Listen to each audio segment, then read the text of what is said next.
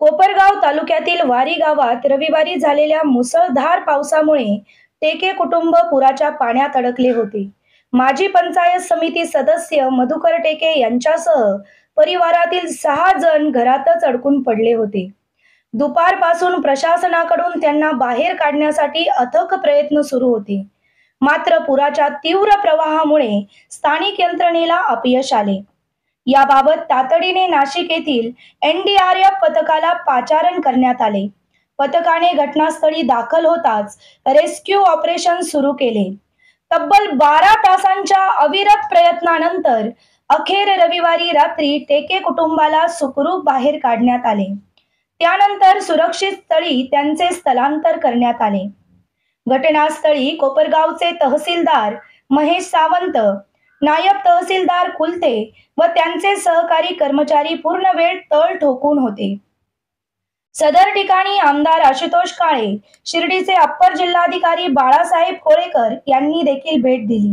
घटनेची माहिती तहसीलदार महेश सावंत यांनी दिली. त्यांनी सांगितले की संपूर्ण ऑपरेशन अतिशय कठीण आणि धोकादायक होते. पाण्याचा वेग मोठा असल्याने अडचणी आल्या. मात्र नाशिक महानगरपालिकेच्या NDRF पथकाने शर्थीचे प्रयत्न करून सर्वांना सुरक्षित बाहेर काढले. नागरिकांचे जीव वाचवण्यासाठी प्रशासनाने केलेल्या अथक परिश्रम आणि त्यांच्या प्रयत्नांना यश आल्याने नागरिकांनी प्रशासनाचे कौतुक केले आहे. सर, वारी येथे नेमके 6 जण अडकल्याची माहिती होती. काय प्रशासनाने सकाळपासून मोहीम राबवली आणि काय सध्याची स्थिती आहे? काल अचानक झालेल्या दिवसभरातील 113 mm पावसामुळे खोल नदीला पूर आलेला होता आणि त्या ठिकाणी दुसरा एक नाला आहे, त्या नाल्याला देखील पूर आलेला होता आणि त्या 2 नद्यांच्या आणि नाल्याच्या पुरामध्ये काही घरातील व्यक्ती अडकलेले होते. वारी येथील जवळपास 7 कुटुंबांना आपण बाहेर काढलेलं होतं.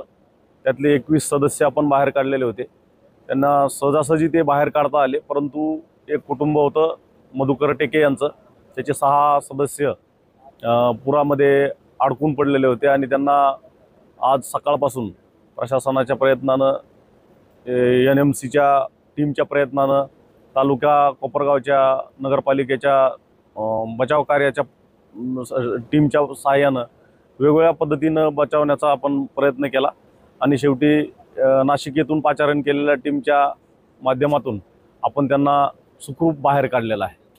कशा पद्धतीने ही मोहीम राबवण्यात आली? कशाच्या सहाय्याने त्यांना बाहेर काढले? यामध्ये 2 दिवसापासूनच शासनाने रेड अलर्ट जेव्हा जारी केला होता तेव्हा माननीय जिल्हाधिकारी डॉक्टर पंकज आशिया सरांनी आम्हाला सतर्क राहण्याच्या आणि सुसज्ज राहण्याबद्दल सूचना दिलेल्या होत्या.